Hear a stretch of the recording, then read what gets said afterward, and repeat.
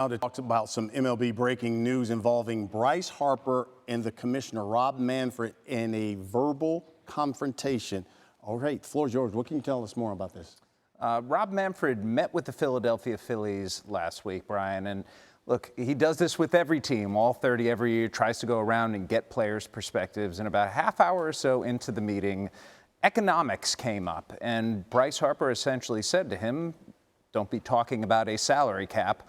Walked into the middle of the room, went nose to nose with the commissioner and said, if you are going to be talking about a salary cap, you can get the bleep out of our clubhouse. And look, this has been in the making, Brian, for a long time. Going back to 2022, the contentious labor agreement that was agreed upon, Rob Manfred, at the end of that, said, I haven't had a good enough relationship with players, and I'm going to try and change that. So he's been going around talking to them, listening to them. But the emergence of the salary cap, both through owners' comments as well as the public perception that it's something that baseball needs because of the disparity in payroll, is something that players just simply are not going to stand for. It's the only major professional sport in North America without a salary cap, and Major League Baseball players are convinced that it's going to remain that way. So what does this say about the state of the game that a player can basically walk up to the commissioner, curse him out, especially with a new collective bargaining agreement coming up, I want to say, what, end of 2026? Yeah, December 1st, 2026. And I think on one hand, Rob Manfred didn't stand there and take it. He shot right back at Bryce Harper and said, I will be in this clubhouse and we will have this conversation. And frankly, these are the difficult conversations that need to be happening in order for labor peace to continue. We all remember the 1994 strike.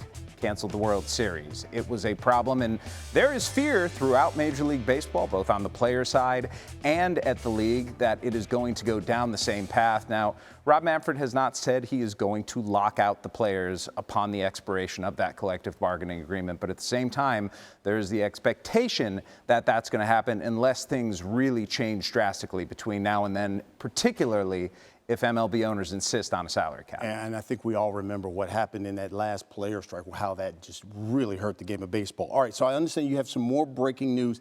Another Guardians pitcher, Emmanuel Clase. What more can you tell us there? He was placed on non-disciplinary paid leave today after he was caught up in the sports betting investigation Major League Baseball is doing. On July 3rd, his teammate Luis Ortiz was put on non-disciplinary paid leave as well after gambling operators found that there was unusual betting activity on two pitches he had thrown, one July 15th, one July 27th, or June 15th and June 27th, rather.